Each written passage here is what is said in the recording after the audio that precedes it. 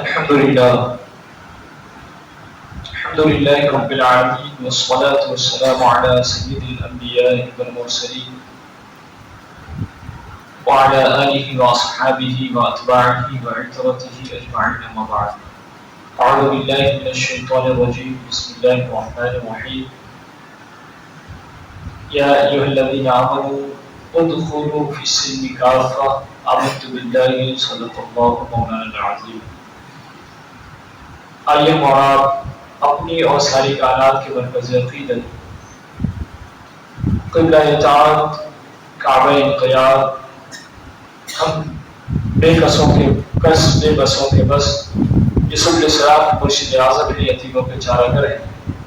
اس نبی برحق کی مقدس بارگاہ میں اپنی عقیدت و محبت کا خراج ان الفاظ کو پیش کرتے ہیں اور پڑھتے ہیں الصلاۃ والسلام علیک یا رسول اللہ، الصلاة والسلام عليك يا حبيب الله، الصلاة والسلام عليك يا نبي الله، الصلاة والسلام عليك يا نور الله، صلى الله تعالى عليك وسلم. اللہ تعالیٰ کا بے پناہ فضل ہے، اس کا کرم ہے، اس کی عطا ہے کہ اس نے ہمیں جماعت المبارکہ کی مقدس ساعتیں عطا کی اور ہم سب عبادت کی غرض سے مسجد میں حاضر ہوئے. اللہ تبارک و تعالیٰ ہماری حاضری کو قبول فرمائے اور ہم سب کو 12 ایسے اپنے گھر میں حاضر ہونے کی توفیق عطا فرمائے. یقیناً ہمارا خوش نصیب ہے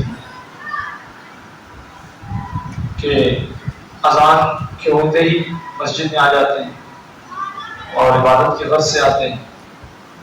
نماز مکمل ہونے پر پھر ہم جاتے ہیں. یہ اس بات کا مماز ہے کہ ہم دین کے حوالے سے تھوڑا سا متفکر ہیں، لیکن یہ تھوڑا متفکر ہونا یہ ناکافی ہے.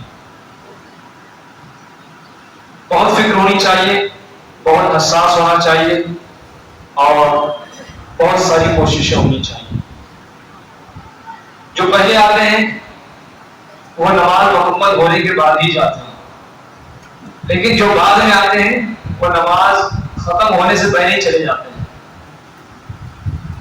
آپ کا بھی یہ تجربہ رہا ہوگا، آپ بھی دیکھتے ہوں گے، اور نہیں تو یہ ایک حقیقت ہے کہ جو پہلے آتے ہیں وہ آخر تک نماز مکمل کر کے جاتے ہیں، لیکن جو بعد میں آتے ہیں وہ نماز ختم ہونے سے پہلے چلے جاتے ہیں. مصروفیت کے اس دور میں ہمیں بہت دور کیا ہوا ہے، ہمیں اور قریب آنے کی ضرورت ہے. قرآن پاک میں اللہ تبارک و تعالیٰ ارشاد فرماتا ہے کہ اے ایمان والو ادخلوا فی السلم کافہ، اسلام میں پورے کے پورے داخل ہو جاؤ، پوری طریقے سے داخل ہو جاؤ. پوری وضع قطع مسلمانی ہو، رہنا سہنا سب اسلام کے مطابق ہو، اٹھنا بیٹھنا کھانا پینا جلوت خلوت زندگی کے تمام شب و روز اسلام کو موافق ہو، ایسا کچھ بن جاؤ. کیا ایمان والوں سے تقاضا کیا گیا ہے کہ سلامتی میں پورے کے پورے داخل ہو جاؤ. اور اللہ تعالیٰ کو کوئی دین اگر پسند ہے تو وہ اسلام. دین اسلام اللہ تعالیٰ کو بے پناہ بولے ہم پسند ہے اللہ تعالیٰ کو. اسی لیے اللہ تعالیٰ نے فرمایا کہ جب اللہ کو پسند ہے تمہارے لیے بھی بھلائی اس میں ہے کہ تم اس میں پورے کے پورے داخل ہو جاؤ. تم اس میں اسلام میں پورے کے پورے داخل ہو جاؤ، پوری طریقے سے مسلمان ہو جاؤ. میں اگر آپ سے پوچھوں کہ آپ خیریت سے ہیں تو آپ کہیں گے کہ الحمدللہ خیریت سے ہیں. آپ خیریت سے ہیں؟ سبھی لوگ بولیں. آج کچھ کم لوگ آئے، میں پہلے آ گیا تو اور لوگ. اور اگر تاخیر ہو جائے گی لوگوں کے ذہن میں کہ یہاں تاخیر ہوتی ہے تو وہ بھی آتے ہیں تاخیر سے.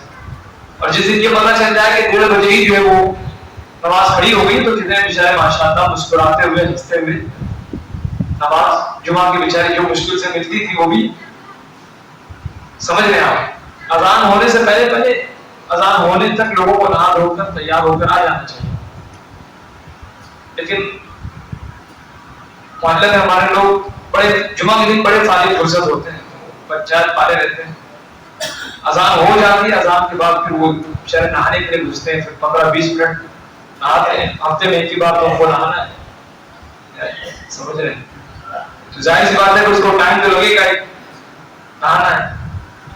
اب وہ جب بیچارے نہا دھو کے نکلے تو شاید آتے آتے جو ہے خطبہ شروع ہو ہی جاتا ہے. کیا کرے وہ بیچارے مجبور بے کس لوگ ہیں، چاہ کے بھی نہیں ہو پاتا. بیچارے آتے ہیں تو پتہ چلا کہ نماز کھڑی ہونے کا وقت ہے، جو ہی نماز پڑھا، جب نماز پڑھی تھی تو رک کے کیا مطلب، پھر بیچارے چلتے بنتے. ایک حقیقت ہے. تو اگر میں آپ سے پوچھوں کہ آپ خیریت سے ہیں تو آپ کہیں گے، بولیں آپ کیا کہیں گے، بلند آواز سے سب بولیں کیا کہیں گے آپ. لیکن آپ خیریت سے ہیں کیوں ہیں، اس کا سوال اگر میں آپ سے پوچھوں تو آپ کا کیا جواب ہوگا. میں اگر آپ سے سوال پوچھوں کہ یقیناً آپ خیریت سے ہیں تو آپ بتائیے کہ آپ کا جواب کیا ہوگا. میں خیریت سے ہوں، کس لیے ہوں، کیسے ہوں، کس بنیاد پر ہوں، تو آپ کا جواب کیا ہوگا. ہے کوئی جواب دے سکے گا مجمع میں؟ میں سوچتا ہوں کہ وہ تقریر کا 3 انداز ہوتا ہے، ایک طرز والی تقریر، ایک دہاڑنے والی تقریر اور ایک سنجیدہ تقریر. آپ نے تقریریں جو سنی ہیں وہ دہاڑنے والی زیادہ تقریر، مائک توڑ تقریر، اسٹیج توڑ تقریر آپ نے سنی ہوگی. سنتے ہی آپ سمجھتے وہی تقریر ہے، باقی سب تقریریں نہیں ہیں. ایک طرز والی تقریر، ہر بات طرز میں کہو. الحمدللہ میں تینوں انداز میں کر سکتا ہوں، لیکن میں جانتا ہوں کہ اس کا فائدہ کم ہے، نقصانات زیادہ ہے. لیکن جو گفتگو میں سلیقے سے کروں آپ کے سامنے، آپ سکون سے میری 2 باتیں آپ سنیں گے، یہ اچھا ہے یا وہ اچھا ہے. میں اگر آپ سے پوچھوں کہ آپ خیریت سے ہیں تو آپ کا جواب کیا ہوگا. میں مجلس میں کسی کو اٹھاؤں اور پوچھوں کہ آپ خیریت سے ہیں تو وہ کہیں گے الحمدللہ. کس بنیاد پر آپ خیریت سے ہیں یہ شاید کوئی بتا پائے، لیکن ہر کوئی کہتا ہے الحمدللہ میں خیریت سے ہوں. جس کو دیکھو تکلیف میں بھی ہے تو خیریت سے، آرام میں ہے تو جو ہے وہ خیریت سے، اچھا ہے خیریت سے، صحت مند توانا ہے تو خیریت سے، مریض ہے تو خیریت سے. کس بنیاد پر ہے آپ خیریت سے؟ ہے کسی کے پاس کوئی جواب ہے کسی کے پاس کوئی جواب؟ اگر یہ کوئی کانفرنس ہوتی تو میں آپ کو کھڑا کرتا اور آپ سے پوچھتا اور سب سے پوچھتا، لیکن یہ وقت نہیں ہے کہ میں پوچھوں. لیکن اس کا جواب ہے، اس کا جواب ہے کہ آپ خیریت سے ہیں. ٹھیک ہے، تو کس بنیاد پر آپ خیریت سے ہیں؟ کیا چیز آپ کو مل گیا، دنیا کی کون سی نعمت آپ کو مل گئی کہ آپ خیریت سے ہیں، آپ اچھے سے ہیں. اس جواب کا، اس سوال کا جواب آپ کو تلاش کرنا ہے. میں خیریت سے ہوں تو کس بنیاد پر ہوں. بہت سارے وجوہات، ہم حضور علیہ الصلوۃ والتسلیم کے امتی ہیں، اس لیے خیریت سے، ہم مسلمان ہیں اس لیے خیریت سے، ہم خوشحال ہیں الحمدللہ اس لیے خیریت سے. بہت سارے وجوہات ہو سکتے ہیں، لیکن آپ کے سوال، آپ کے جواب پر پھر سوالات قائم ہوں گے کہ آپ خیریت سے ہیں اس بنیاد پر. تو آپ یہ ثابت کریں کہ آپ یہی ہیں، اس پر قائم ہیں آپ، تو پھر اعتراض ہوگا. بہرحال تو جس آیت کریمہ کی میں نے تلاوت کا شرف حاصل کیا، اللہ تعالیٰ قرآن پاک میں فرماتا ہے کہ ایمان والو، اسلام میں پورے کے پورے پوری طریقے سے داخل ہو جاؤ. جب ایمان والا اسلام میں داخل ہو جائے گا تو اللہ کی رضا حاصل ہوگی، جنت حاصل ہوگی. یہی ہے اسلام. جو سلامتی کا جو کانسیپٹ اسلام نے پیش کیا ہے، سلامتی کا، یہ بہت وسیع ہے.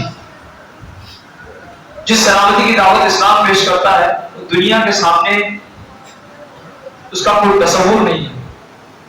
یہ اللہ کا دیا ہوا تصور ہے. یہ خاکہ، یہ تصویر، یہ تصور، یہ باتیں اللہ کی ہوئی ہیں اور منزل میں سما ہے، اللہ کی طرف سے نازل کر رہا ہے. اسلام سے پہلے سلامتی کا کوئی تصور نہیں تھا، لیکن اسلام نے جب اپنا پاکیزہ تصور پیش کیا ہے تو لوگوں نے اس کے تصورات کو قبول کیا کہ یہ واقعی سلامتی ہے. اور اسلام نے اقوام عالم کو اس بات کا قائل کیا کہ جو تصور ہم تمہارے سامنے پیش کر رہے ہیں اسلام کا، وہی صحیح ہے اور وہی قابل قبول ہے. اقوام عالم نے یہ بات مانی کہ اسلام نے جو نظریات، جو تصورات پیش کیے ہیں، اگر ان پر واقعی عمل کیا جائے تو پوری دنیا کے اندر سلامتی اور امن قائم ہو جائے گا. یہی وجہ ہے کہ ہم جب کسی سے ملتے ہیں تو السلام علیکم کہتے ہیں. کیا کہتے ہیں؟ بولے ہاں، آپ کہتے ہیں السلام علیکم. کیا معنی ہے السلام علیکم؟ کبھی ہم نے اس کے معنی اور مفاہیم پر توجہ دی اور کیا کہ کیا مطلب ہے سلام کرنے کا؟ کیا مطلب ہے السلام علیکم؟ آپ پر سلامتی ہو، پیس بی اپون یو، آپ پر سلامتی ہو. کہنے والا شخص کہتا ہے کہ آپ پر سلامتی ہو، جیسے سامنے والا سنتا ہے تو پھر وہ بھی پلٹ کر جواب دیتا ہے کہ جب آپ نے میرے لیے دعا کی تو میں آپ کے لیے دعا کرتا ہوں. نیک خواہشات جیسے آپ نے میرے لیے ظاہر کی، ویسے نیک خواہشات میں نے آپ کے لیے ظاہر کی. وعلیکم السلام. اسلام نے اپنی بات کا مسلمانوں نے، اللہ تعالیٰ نے جو تصور مسلمانوں کو دیا اتنا پاکیزہ ہے کہ اگر ہم کسی سے ملتے ہیں، نظر سے نظر ملی، آدمی ایک دوسرے کو دیکھا تو سب سے پہلے کلام کا آغاز نہیں ہوگا، پہلے بات چیت کا آغاز نہیں ہوگا، پہلے سلام کا آغاز ہوگا. آپ پر سلامتی ہو. جیسے اس نے دیکھا سامنے والے نے بھی پلٹ کر جواب دیا کہ وعلیکم السلام. آپس میں دعا دینے کا جو سلسلہ ہے یہ اس قدر وسیع ہے، اتنا زیادہ جو ہے وہ بلند ہے اور اتنا اچھا ہے کہ اگر دن رات آدمی ملتا رہے اور سلام دعا کرتا رہے تو بہت ساری تکلیفیں ایسے ہی کٹ جائیں گی. بہت ساری تکلیفیں. اور یہ دعا ہے، کیا ہے؟ دنیا والوں کے سلام تبدیل ہوتے رہتے ہیں، ان کے سلام کا انداز بھی نرالا ہے، لیکن ہمارا سلام صبح میں بھی السلام علیکم، شام میں بھی السلام علیکم، رات میں بھی السلام علیکم، ہر حال میں سلامتی ہو. الفاظ بھی تبدیل نہیں ہوتا، لیکن آپ انگلش میں جو سلام دیکھیں، آپ گڈ مارننگ سے شروع ہوتے ہوئے گڈ نائٹ تک ختم ہوتا ہے. سمجھ رہے ہیں آپ؟ گڈ مارننگ صبح کا سلام، گڈ آفٹرنون شام دوپہر کا سلام، گڈ ایوننگ شام کا سلام، اور گڈ نائٹ رات کا سلام، شب بخیر. لیکن اسلام میں صبح ہو کے شام ہو، دوپہر ہو کے رات ہو، سلام میں کوئی تبدیلی نہیں ہے. السلام علیکم.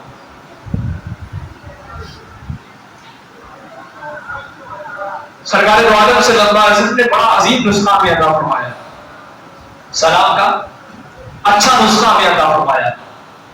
اور حضور علیہ السلام نے فرمایا، حدیث پاک میں سرکار فرماتے ہیں کہ قال رسول اللہ صلی اللہ علیہ وسلم افشوا السلام تسلموا.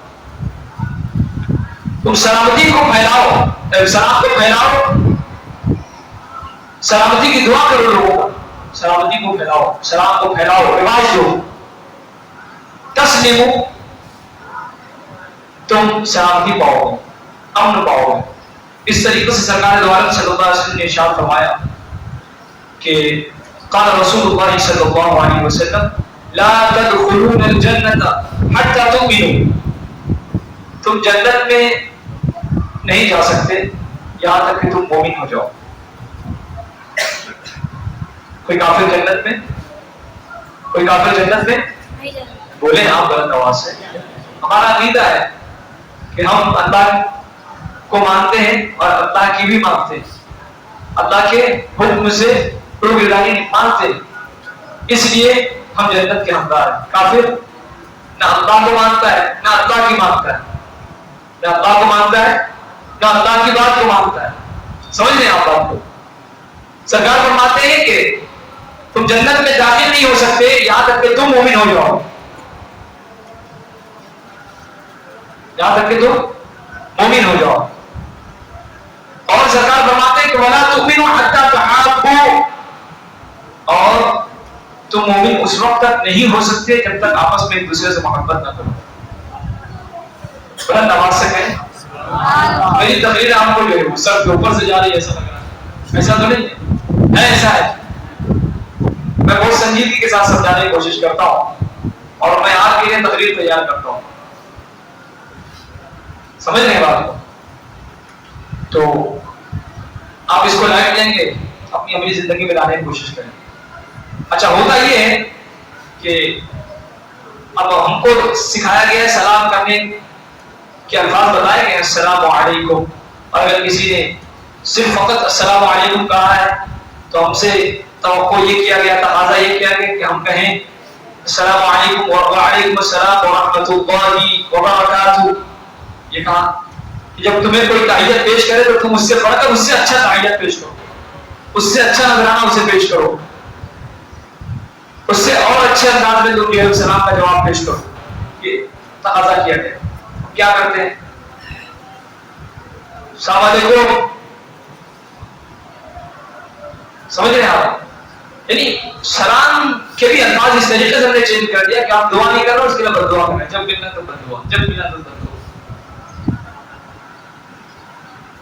سلام کا مطلب موت، علیکم تم پر موت ہو، تباہ ہو جا تو، یہ سمجھ تباہ ہو جا تو، جب ملنا تباہ ہو جا.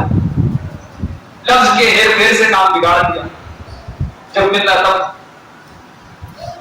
تو السلام علیکم پاکیزہ ہے، صاف ستھرا لفظ ہے، لیکن ہم جو ہے اس کا استعمال کس طریقے سے کرتے ہیں؟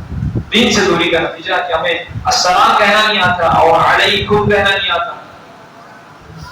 علیکم کہنا نہیں آتا. بہت سارے لوگ ہیں بیچارے دین سے اس قدر دور ہیں کہ بہت کچھ نہیں آتا. السلام علیکم تو جو وہ سمجھے ہو وہ تو ہے ہی ہے، وہ بڑی برائی ہے، لیکن بہت کچھ نہیں آتا اور بہت کچھ سیکھنا بھی نہیں چاہتے. بہت کچھ سیکھنا بھی نہیں چاہتے. سرکار فرماتے ہیں کہ وَلَا تُؤْمِنُوا حَتَّى تَحَابُّوا، کہ تم مومن نہیں ہو سکتے یہاں تک کہ آپس میں محبت کرو. اور جب تم محبت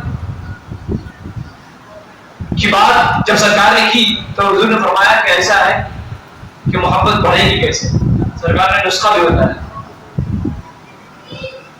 محبت بڑھے گی کیسے. سرکار فرماتے ہیں کہ الا ادلکم علی شیء اذا فعلتم تحاببتم، کیا میں تمہیں نہ بتاؤں اس چیز کے بارے میں کہ جس کے کرنے سے تم میں آپس میں محبت بڑھے، محبت پیدا ہو.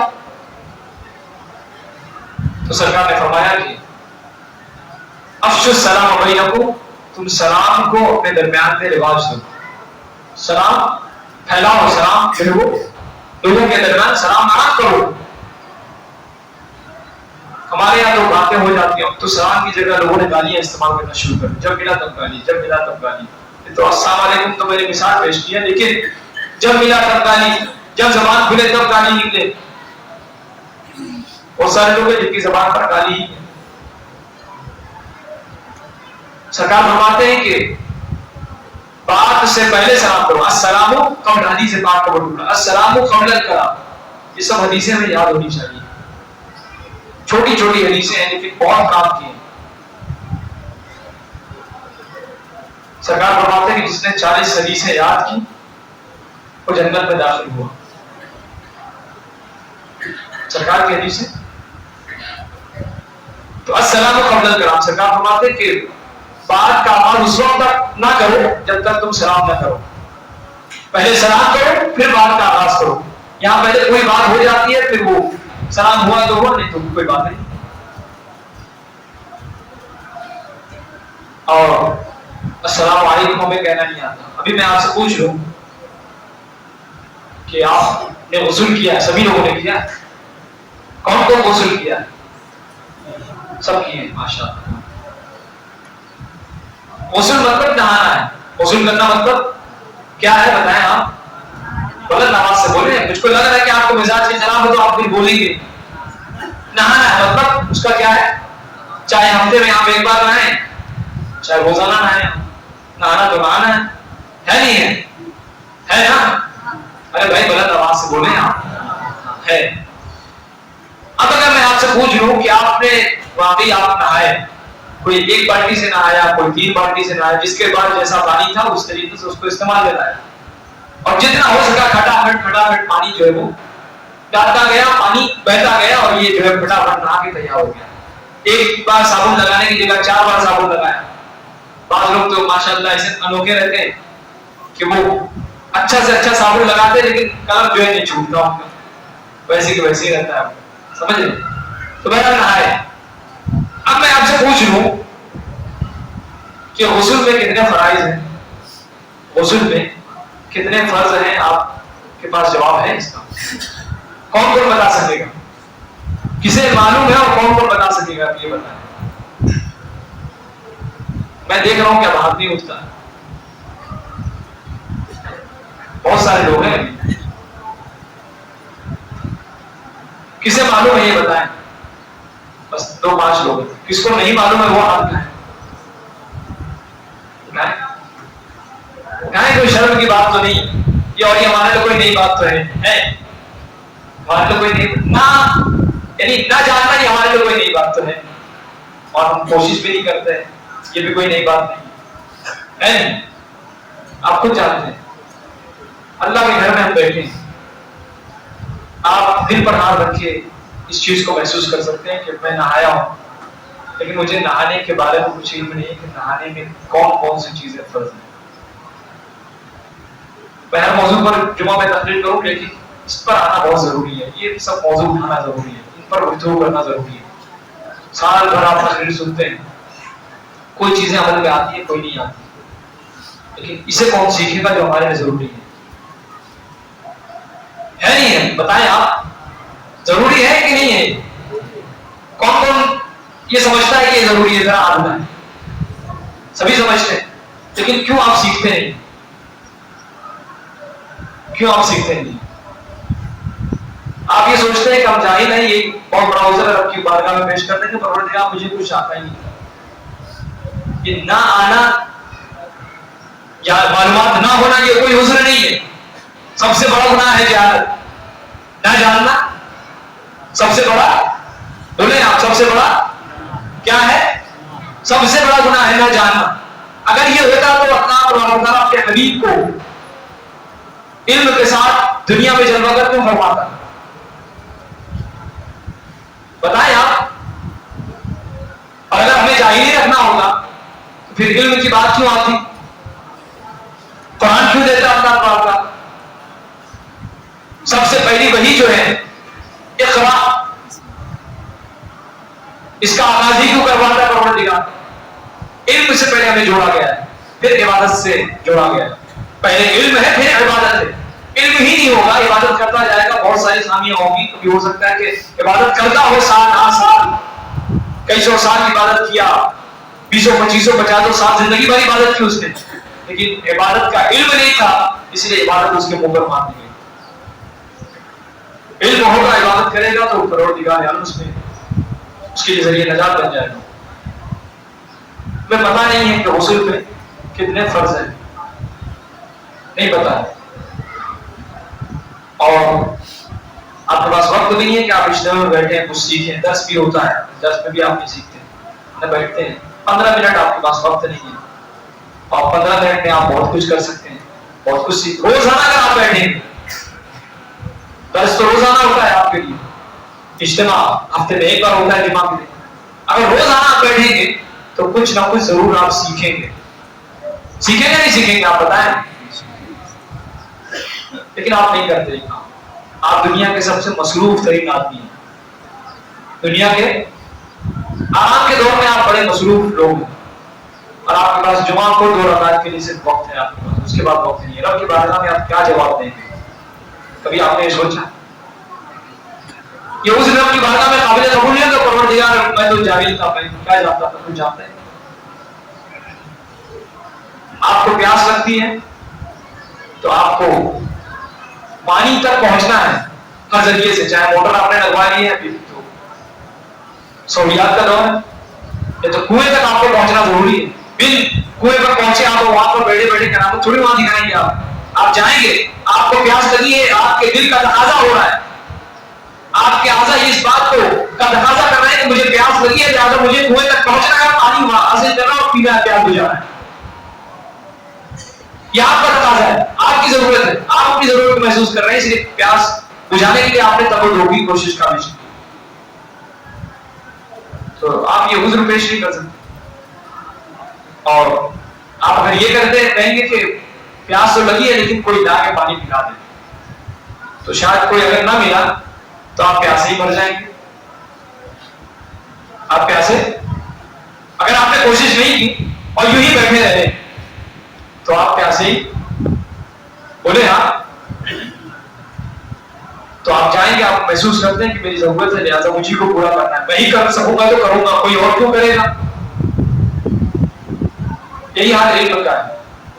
اللہ کی بارگاہ میں آپ یہ بچ نہیں سکتے کہ پروردگار مجھے نہیں معلوم تھا. اللہ تعالیٰ نے تمام وسائل, تمام ذرائع, تمام جتنی بھی چیزیں علم کے حصول کے لیے لازمی تھی وہ تمام چیزیں اللہ تعالیٰ نے عطا فرمائی ہیں, وہ افراد دیے ہوئے. تو اس لیے جو ہے وہ قرآن پاک نے کہا کہ یا ایھا الذین آمنوا ادخلوا فی السلم کافہ, اسلام میں پورے کے پورے داخل ہو جاؤ. آپ سننا چاہیں گے کہ غسل کے کتنے فرائض ہیں؟ سننا چاہیں گے, کون کون سنے گا؟ تو یاد بھی کریں گے نا, ایسا نہ ہو کہ آئندہ جمعہ میں تقریر کرتا رہوں آپ غائب رہیں. جیسے کہ مسجد میں ہے, وہاں سب نوابوں کی مسجد ہے, وہ اس میں آتے ہیں سب ایک ایک پلر پکڑ لیتے ہیں, 10 15 20 سے لوگ آتے ہیں اور باقی پوری قوم آتی ہے خطبے کے وقت. ایک مسجد ہے, میں اس کا ذکر نہیں کروں گا, ہمارے شہر کی ہے. پھر جو آتے ہیں بیچارے سب پلر پکڑ کے بیٹھتے ہیں, سب نوابوں کی بستی ہے وہ, سمجھ رہے ہیں. اور یہ سب عذاب ہے الہی کو دعوت دے رہا ہے. خطیب آ رہا ہے, خطبہ کر رہا ہے, تقریر کر رہا ہے, ان کی باتیں ان کو بتا رہا ہے, سیکھنے کی باتیں انہیں سکھا رہا ہے, سمجھانے کی باتیں, لیکن وہ آتے ہیں تب فرصت سے آئیں گے بیچارہ مقرر بھی کیا کرے, تقریر کرتے ہیں اپنی ذمہ داری کی بات میں چلے جاتے ہیں. تو علاقہ ویسے کہ ویسے ہی رہا, کوئی تبدیلی نظر نہیں آئی, صرف تنقید پہ رہے, خود کی اصلاح کبھی نہیں کی. تو ایسا مت بنیے آپ. آئندہ سے آپ, اگر میں آپ کو بتا رہا ہوں تو آپ اسے سیکھ کر, سمجھ کر, یاد کر کے آئیں, انشاءاللہ میں آپ سے پوچھوں گا. ٹھیک ہے, کریں گے انشاءاللہ. آپ غلط کر کے آپ بولے, شرم کرنے کی تو کوئی بات ایسی ہے. ہاں, غسل میں 3 فرائض ہیں. کتنے ہیں؟ کتنے ہیں بولے آپ؟ کتنے ہیں؟ ہاں, پہلا یہ کہ کلی کرنا. کیا کرنا؟ کیا کرنا؟ ہاں. اور دوسرا ناک میں پانی ڈالنا. دوسرا ناک میں پانی چڑھانا. اگر ناک میں پانی ڈالنا ہے تو آپ یوں ڈالیں گے تو پتہ چلا کہ جو ہے وہ سانس آپ کی نکل جائے گی. تو ناک میں پانی چڑھانا, لیکن ناک میں پانی ڈالنا کہتے ہیں, ناک میں پانی ڈالنا, ناک میں پانی چڑھانا. اور سارے بدن پر پانی, سارے بدن پر پانی بولے آپ, ہاں, سارے بدن پر پانی. تو یہ 3 فرض ہے. اگر یہ غسل میں ادا نہیں ہوگا تو آپ کا غسل, آپ کا نہانا نہیں ہوگا. سمجھ میں آئی بات؟ تو کلی کرنا, ناک میں پانی ڈالنا اور سارے بدن پر پانی بہانا. ان تینوں چیزوں کو مد نظر رکھتے ہوئے آپ غسل کریں, نہائیں. اور جب اس طریقے سے آپ نہائیں گے تو یقیناً آپ کا نہانا بھی سنت کے مطابق ہوگا. اور جب غسل صحیح نہیں ہوگا تو عبادتیں قابل قبول نہیں ہوگی. عبادت قابل قبول نہیں ہوگی, دعائیں قبول نہیں ہوگی. تو جو نجاست ہوگی, کبھی ہو سکتا ہے کہ ناپاک بھی ہو, تو ناپاکی کے عالم میں ہم نہ جانے کیا کیا کر رہے ہوں. تو نحوست کی وجہ سے گھروں میں برکتیں نازل نہیں ہوگی, اولاد پریشان رہے گی, اور بہت ساری برائیاں جو ہے وہ جنم لے گی.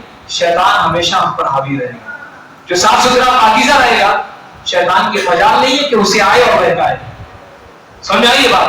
اور ہمیں شیطان سے بچنے کا حکم دیا گیا, شیطان سے دشمنی کرنے کا حکم دیا گیا, شیطان سے بچے رہنے کا حکم دیا گیا. تو اگر یہ تمام کام ہم کریں گے تو انشاءاللہ ہم کامیاب ہوں گے. کریں گے انشاءاللہ. کلی کرنا, بولے آپ, کلی کرنا, ناک میں پانی ڈالنا اور سارے بدن پر پانی بہانا. بات سمجھ میں آئی؟ ٹھیک ہے. اللہ تعالیٰ ہم سب کو نیکیوں کی توفیق عطا فرمائے.